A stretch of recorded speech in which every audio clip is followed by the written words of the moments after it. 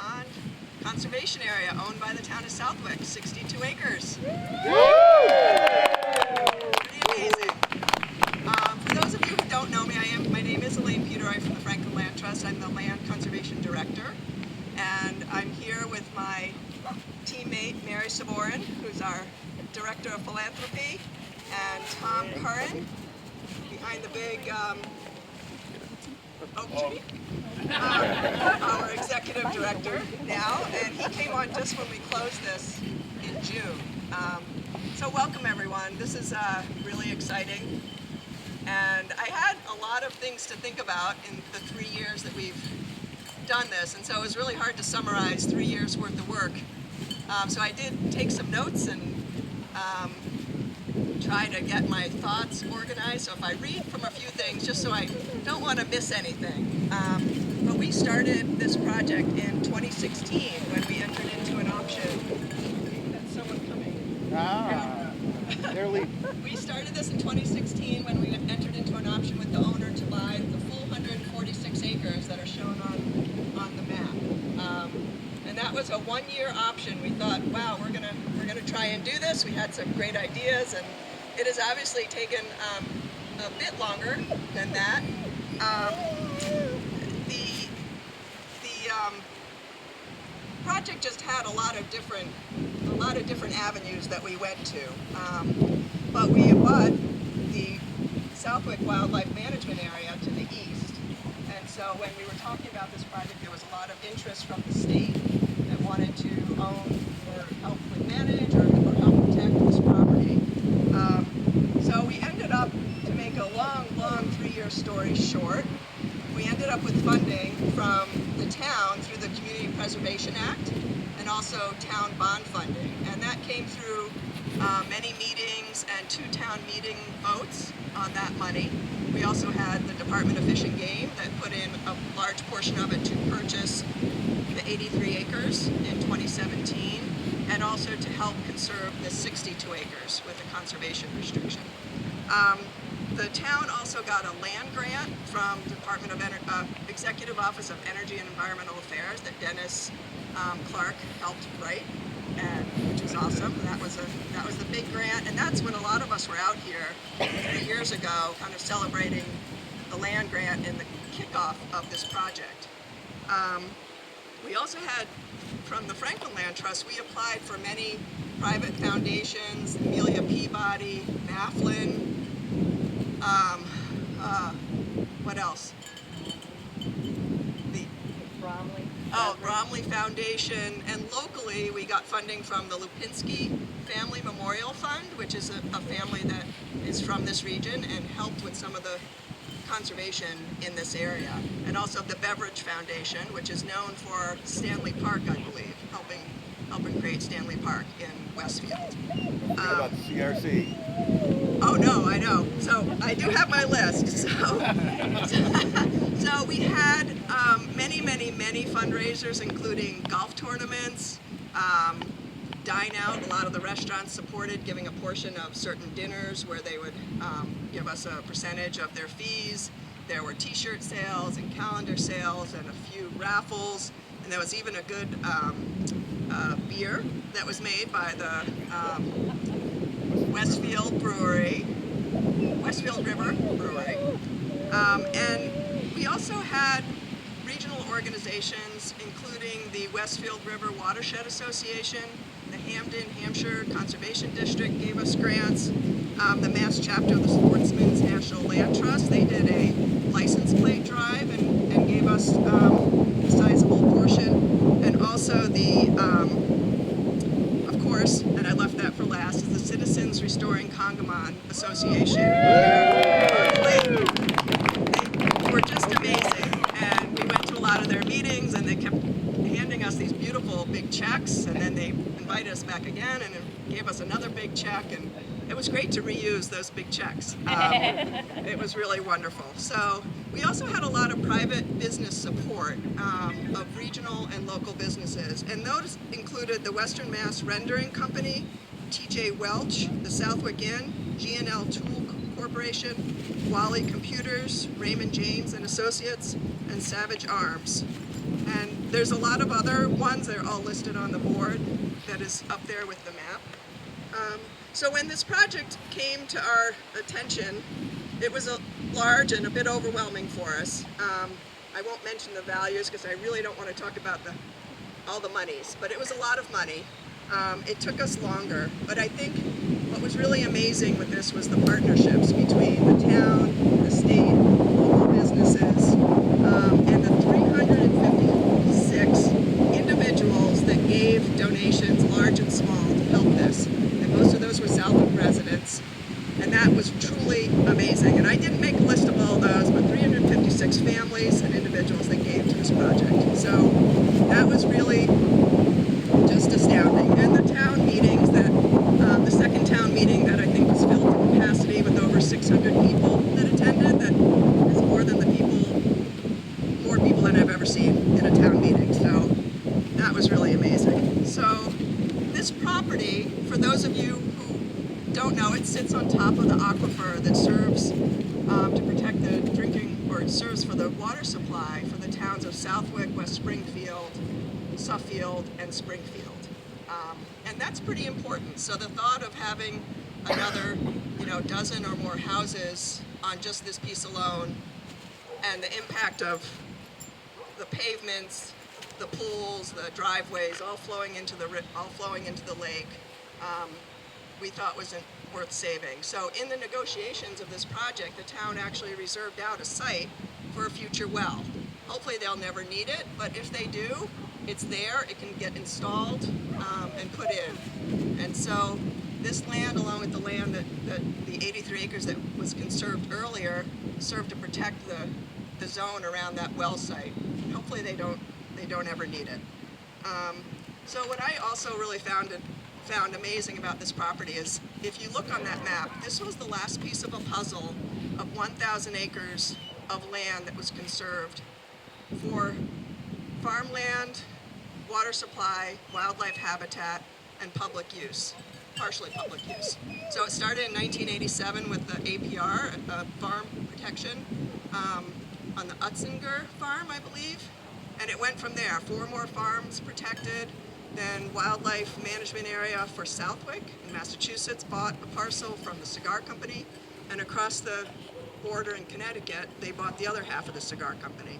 And then this is really the last piece of the puzzle. So I find that to be the most amazing part of all of this, because 146 acres doesn't sound like a lot when you talk about large-scale conservation, but in the scope of what happened here, I'm really proud of the town's work on that. So in the end, the state owned 83 acres that we're going to walk out to in a little while, that they're conserving for wildlife habitat, and to add to their grassland conservation. This 62 acres is owned by the town, will be open for the public, and it has a conservation easement on top of it held by Fish and Game. And so they're going to be partners with the town in managing this, which is, I think, a great partnership, and that means it's permanent. There's no one changing this into a police station, or we need to have a salt shed somewhere. This is conservation land for everyone to come out. So on that note, I'd like to introduce Russ Fox, the chairman of the Select Board of Southwick, to say a few words.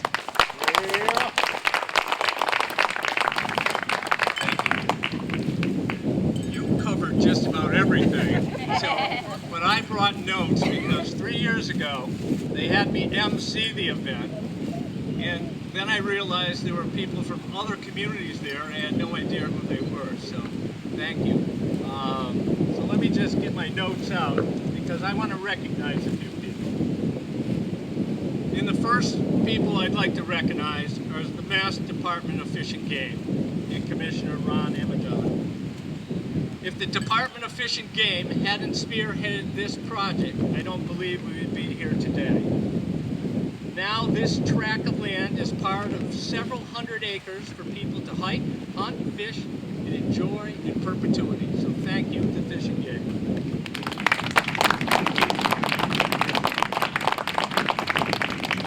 Also deserving thanks is the Baker Polito administration, former Secretary Matt Beaton, who I think we dragged out here on numerous occasions and really beat him up to get some money. And that was because of the hard work of Senator Don Humison and Don's representatives here today. Thank you for coming. And also Representative Nick Boldiga and his representatives here today. There he is. Thank you for coming. And of course, Franklin Land Trust. You said 3 years, but this actually started a lot longer. I remember, I think, well, I see Chris Pratt sitting there. I think we were in a selectmen's meeting. 10 years, I would say. Yeah, and we started the process, and it's been a very long process. But because of the good work of Franklin Land Trust and the Friends of the North Pond, it's been great. People and organizations have worked over the several years to achieve completion of this project.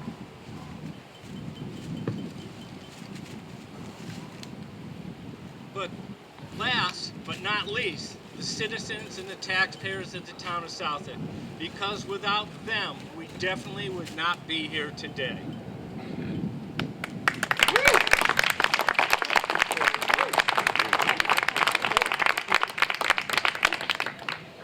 You know, I was thinking about this, and there might have been disagreements on how to get here, but overall, we all agreed we wanted to get here, and we did it, and we achieved it. Southwick now has over 1,200 acres of land preserved for future generations. This doesn't include 460 acres of our beautiful Congamon Lakes, our school region, parks, our private chapter lands. So this is a great thing. And this past week, I hope everybody knows it, but the town of Southwick was awarded the designation by Rita Raves of being the #1 community, town or city, in the Pioneer Valley to live in. And I think this is one of the reasons why.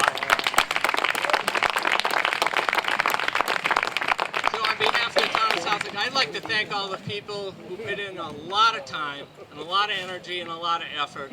And we can always sit back and take this beautiful view in, and our children and our children's children can do the same thing. So thank you very much.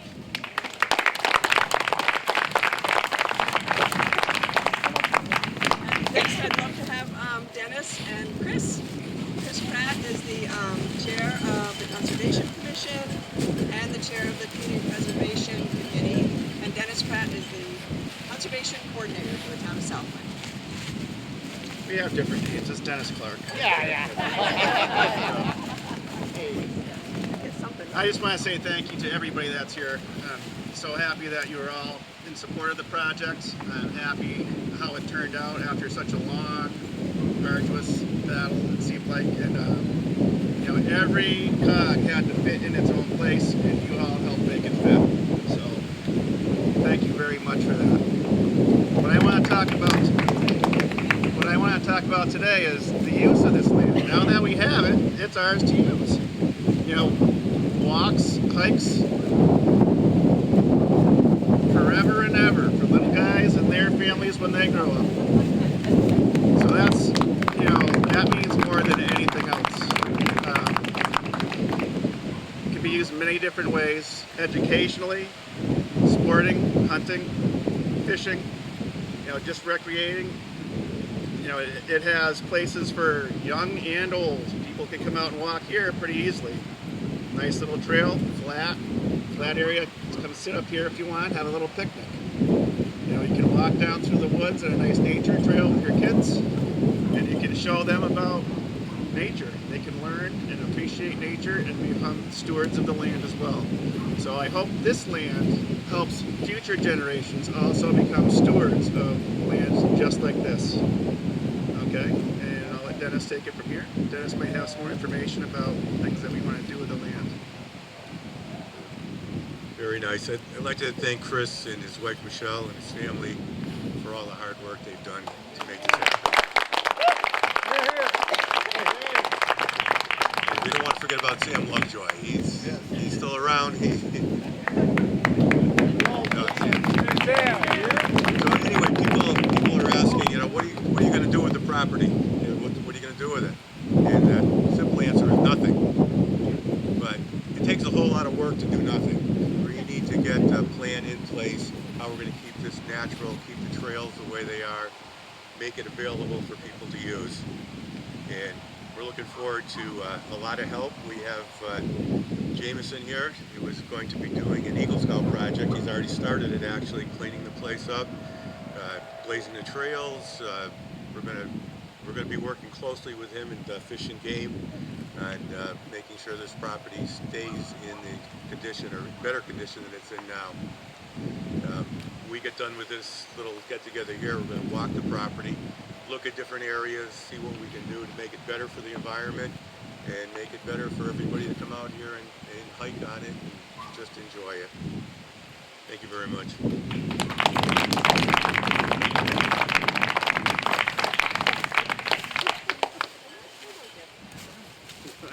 Next, I'd like to introduce the Commissioner, Department of Fish and Game, Ron Amadon.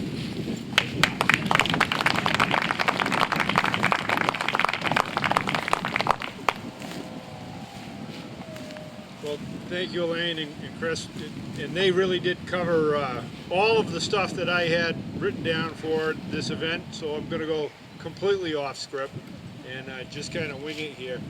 As several people have stated already, we need to thank the Baker Polito administration and Secretary Theorides and EEA for supporting the Department of Fish and Game and the Division of Fisheries and Wildlife and everything that we do for sportsmen and the general public.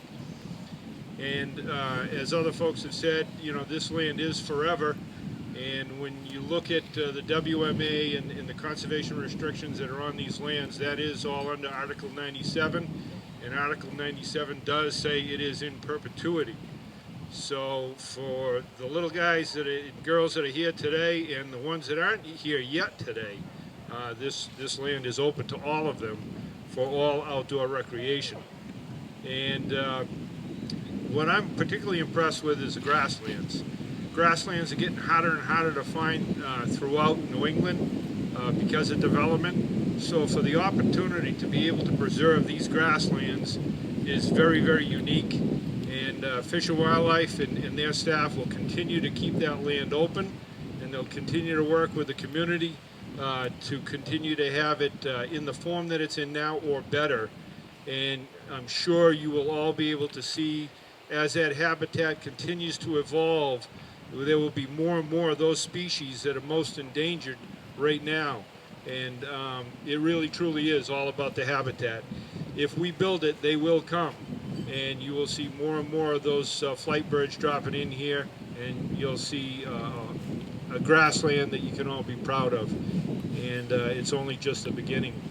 And as some other people have pointed out, Senator Hummerson and Rep. Boldega, they truly believe in sportsmen and the outdoor passion, and we really appreciate their support for everything we do and to be able to continue to acquire the lands that we do for Fish and Wildlife. And with the size of the crowd that we have here today, it's obviously very important to you folks as well. So congratulations on a partnership that has been going on for many, many years and culminated into a celebration like we have here today. Thank all of you.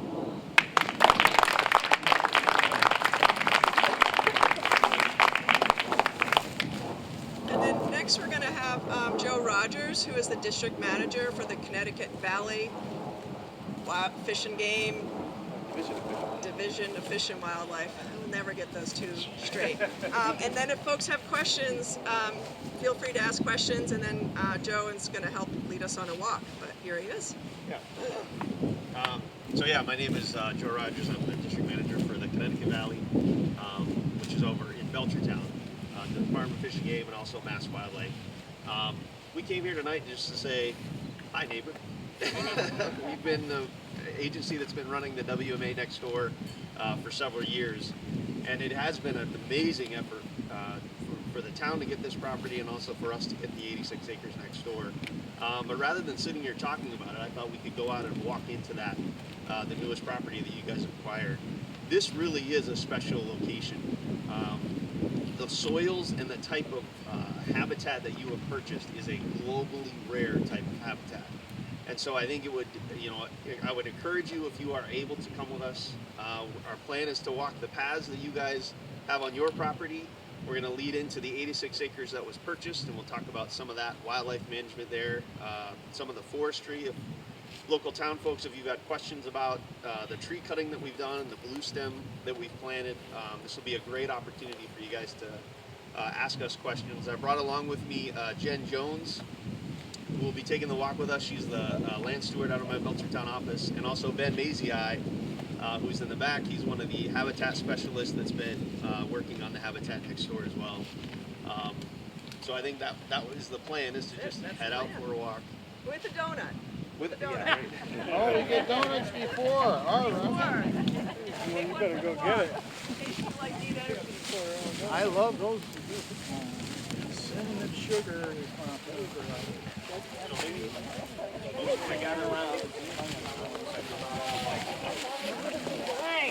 What a day.